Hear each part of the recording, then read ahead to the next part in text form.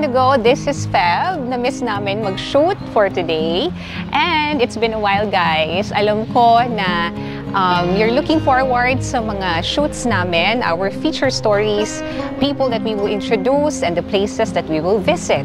But as of today, our team has been tapped by our generous police officers dito sa Barangay Dagit para ipakita sa inyo ang situation ng isa sa kanilang projects. So this will be a very inspiring day for all of us since we will be feature a story of hope and an act of giving and humanity. So kilalanin natin ang mga tao sa proyektong Kidi Daycare Center. Dito lamang yan sa Barangay Dagit, Labo, Camarines Norte.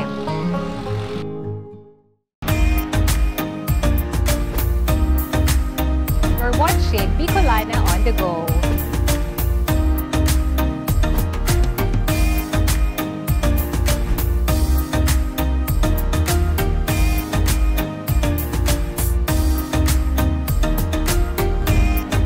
Let's explore.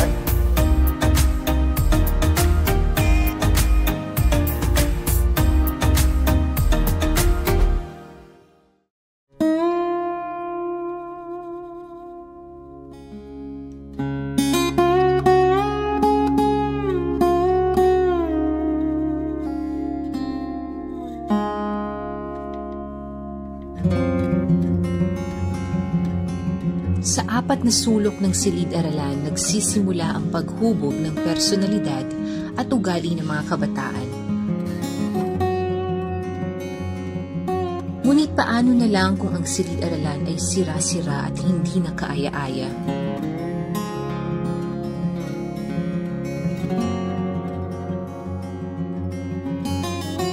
Paano na ang kinabukasan ng mga kabataan?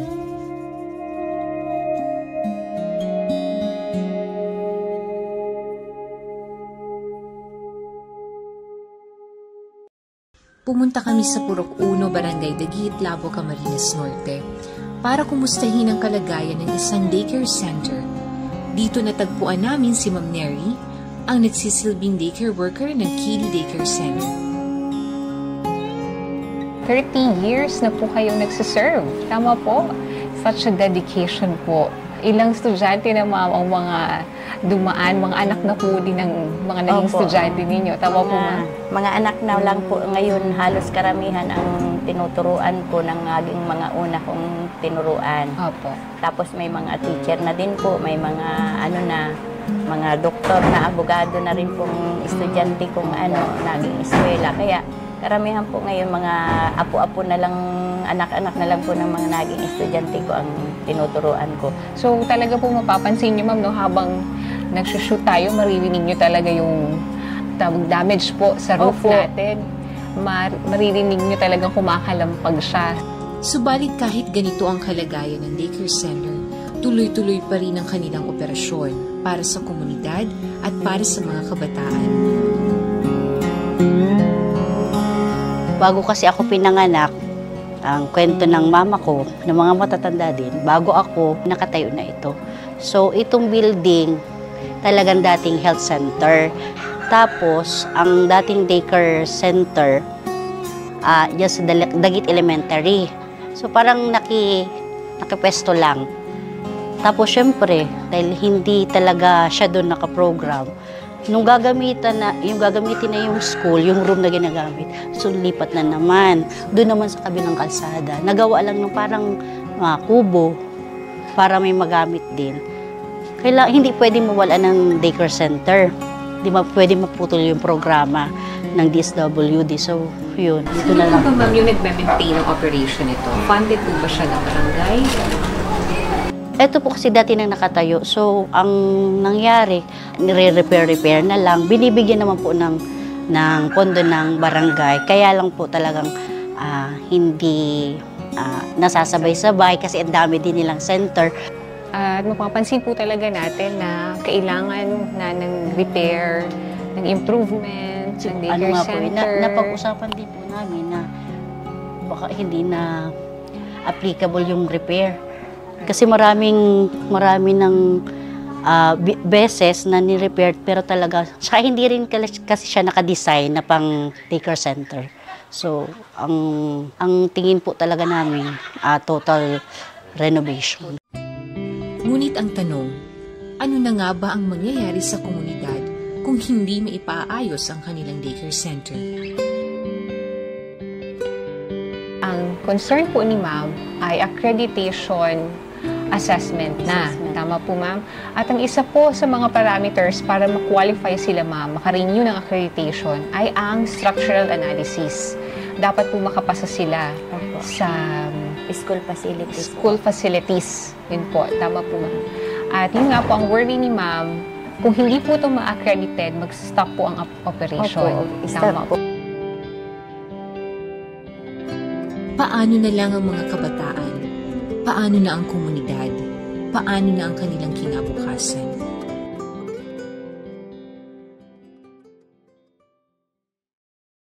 At sa kabutihang palad na assign ng team nila Police Corporal Mike Barde of CN1st PMFC o Provincial Mobile Force Company, RPSB revitalized police sa Barangay Dagit na dumulog sa amin upang ipakita ang kalagayan ng Kili Daycare Center. Ilang years na po ba kayo dito, sir, sa Barangay Dagit? At pwede po ba namin malaman kung kailan po nag-start itong proyektong ito ng PNP? Bali, kami ma'am dito, 9 months na po kami. Apo. And kami po yung revitalized police sa barangay na na-deploy po dito sa Barangay Dagit. Kaming team po is kami po yung mag-provide and maghatid ng services dito sa barangay na lahat po ng projects na hindi po na papadala sa mga government offices. Kami po na mismo yung maglalapit dun sa mga government offices sa barangay para mas mapadali po yung pag-provide ng service. And kami po yung nagkakandak ng needs assessment survey sa barangay para malaman po namin yung mga needs dito sa barangay para mai-provide po natin. At the same time, mabigyan natin ng mga safety itong barangay, lalo-lalo na po dahil itong barangay na ito is alam naman natin na sa insurgency, po. Apo. So, ito po ba, sir, naging kasama po, nag-start po itong proyektong ito because of the needs assessment. So, nakita nyo po na may pangangailangan po talaga sila sa improvement ng kanilang daycare centers. Tama Yes po po ba, sir? Bali, ma'am, nag-come up kami sa project Kili Daycare. Nung lumapit po sa amin si Ma'am Nery Parado, at sabi niya sa amin, baka matulungan po namin sila na ma-prepare itong school nila kasi napakahirap po na sa sitwasyon ng mga kabataan na yung lugar is hindi na po safe. Kasi alam naman natin yung mga kabataan sa araw-araw nilang pagpapasok ng school. So nahihirapan po sila dahil yung bubong ng daycare center is malapit na po siyang bumigay. So pansamantala, nilagyan namin sila ng trapal para ma-prevent po yung pagtulo ng tubig. Sa tulong ng team nila Police Corporal Mike, pansamantalang nakumpuni ang mga sirang istruktura ng daycare center. Bali, ma'am, nung lumapit po sa amin si Ma'am Nery, ito pong kisame niya po talaga is yung talagang babagsak na siya, bulok-bulok na po yung plywood niya. So, initially, response po ng team namin, dahil wala pa naman po kaming hawak na fund, kasi limited lang din po talaga yung fund na nagagastos namin from MOE po namin sa PNP. Opo. Kaya po kami naghahanap talaga ng mga stakeholders. So, ang ginawa po namin, pansamantala, nilagyan po namin siya ng trapal. And inalis po namin muna yung mga nabulok po na plywood para hindi na po siya bumagsak. So, pansamantala po nilagyan namin siya ng trapal ng team namin. Pero ito po hindi pang matagalan kasi pag umuulan po, pag sobrang lakas ng ulan, naiipon po dito yung tubig. So minsan si ma'am na lang po yung nag-i-initiate na magsahod na May pangsahod na timba. So yun Opo. po yung initially namin ginawa habang naghihintay po kami ng stakeholders na makakatulong sa amin para ma-renovate itong Kili Daycare. And sa part naman po dito sa kanyang CR, ganun din po yung ginawa namin. Tinanggal po namin muna yung kisame niya para hindi delikado sa mga bata kasi parang nahuhulog na pag nagkaklase ka, ma'am, di ba? Nahuhulog na po ng mga part ng kisame, ng nanay. So, sana po malaking tulong talaga sa PD Daycare Center kapag ito po na-renovate para safe po yung mga bata na Opo. nag-aaral dito. At sila Sir Mike po, nakita ko dun sa project proposal nila, they do have rough estimate Yes po. kung ano po ba yung mga materials na kailangan, magkano po ba yung total cost na magagamit, di ba, yung cost po ng project na ito. Nung una po namin ma'am na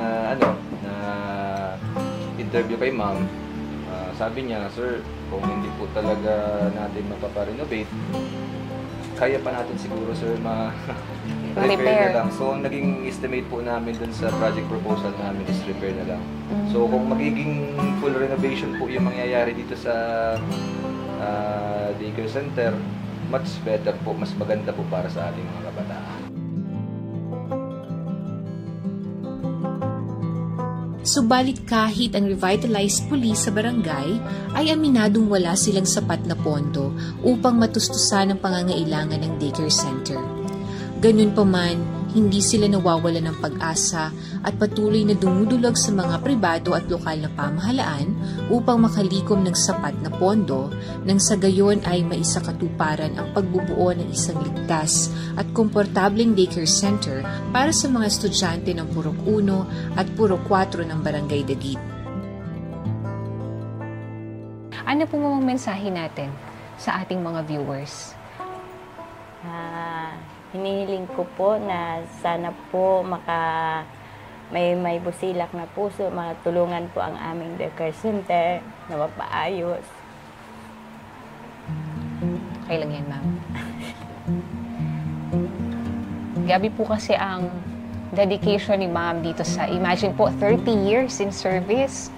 And sabi nga po ni ma'am, yung honorarium nila, they're still waiting, but still, talaga pong nagkinupkup pa niya yung iba niyang mga kasama na sa daycare center. Tama po ma'am, yung mga nagsaserve sa daycare center para magawa nila yung mga requirements for accreditation. Kasi yun nga po yung pinaghahandaan nila. But the thing here is, despite of those lacking resources, finances, materials needed, manpower, still makikita nyo na talagang kinakaya nila, di ba? They're not losing hope, they're not giving up.